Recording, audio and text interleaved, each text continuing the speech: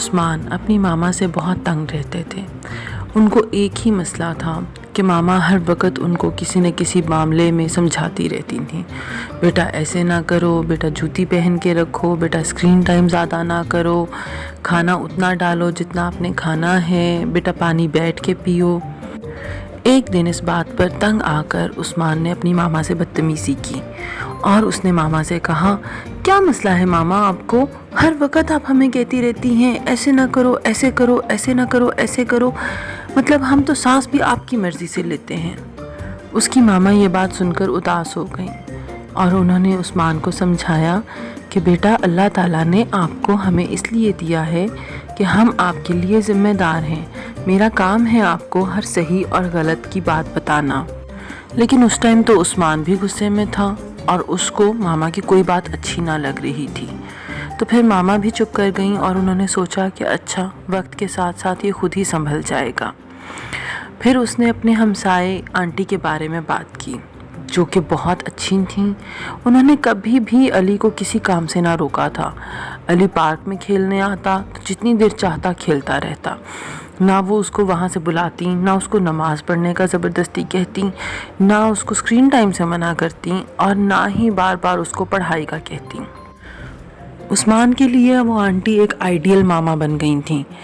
اور تو اور اس نے ایک دن اپنی ماما سے کہہ ہی دیا کہ آپ کو پتہ ہے کہ اچھی ماما ہوتی کیسی ہیں؟ اس کو دیکھیے، علی کی ماما ہیں اچھی ماما، وہ اس کی خوشی کا خیال رکھتی ہیں اور ہمیشہ اس کو خوش رکھنے کی کوشش کرتی ہیں، آپ تو بس ہمیں صحیح غلط ہی بتاتی رہتی ہیں۔ عثمان کی ماما کا دل بہت برا ہوا، وہ اداس ہو گئی، لیکن پھر انہوں نے سوچا کہ جو اللہ تعالیٰ نے مجھے فرض دیا ہے میں نے تو اس کو پورا کرنا ہے۔ یہ تو بچے ہیں، ظاہر ہے ان کو ہر قسم کی پابندی بری لگتی ہے۔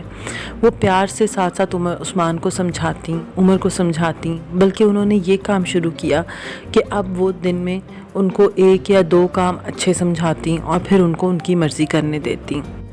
عمر اور عثمان ماما کی پابندیوں سے تنگ تو پڑتے، لیکن یہ تھا کہ ان کے گھر کے ماحول بہت اچھا اور خوشگوار تھا۔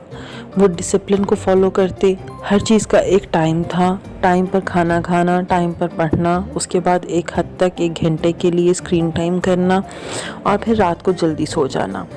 جبکہ علی اکثر کلاس میں سویا ہوا پایا جاتا تھا کیونکہ اس کی رات کی نیند نہیں پوری ہوئی ہوتی تھی اور وہ رات دیر تک ٹی وی دیکھتا رہتا تھا۔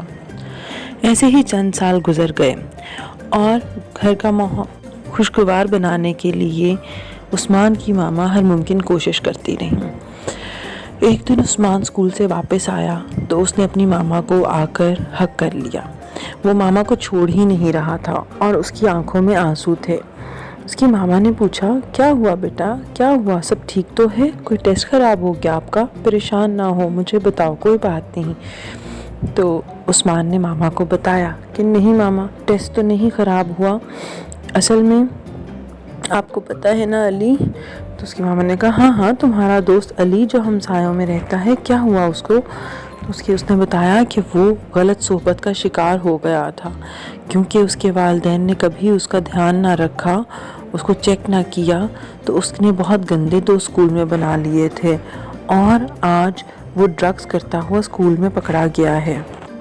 عثمان کی ماما تو یا اللہ کہہ کے وہیں پر ہکا بکا رہ گئیں۔ وہ بہت پریشان تھیں۔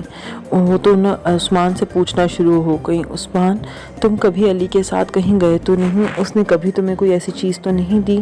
عثمان نے کہا، نہیں ماما، تھینکس ٹو یو، آپ نے مجھے ہمیشہ صحیح اور غلط کا فرق بتایا ہے اور آپ نے مجھے ہمیشہ ایک ٹائم پر گھر بلا لیا ہے، اس لیے کبھی ایسی نوبت نہیں آئی کہ میں اسکول کے علاوہ اس کے ساتھ کہیں جا سکوں۔ I am really thankful to you mama. اس کی ماں نے بھی عثمان کو گلے سے لگا لیا اور اس کو وہ دن یاد آیا جس دن عثمان اس کی ماں کو اچھی ماں کہہ رہا تھا اور علی کی ماں سے بہت خوش تھا جبکہ اپنی ماں سے ناراض۔ اور پھر اس نے دل میں سوچا کہ دیر آئے درست آئے، آخرکار عثمان کو پتہ چل ہی گیا کہ اس کی ماں کا کیا کردار ہے اور اس کی ماں نے یہ سب کچھ کس کے لیے کیا تھا۔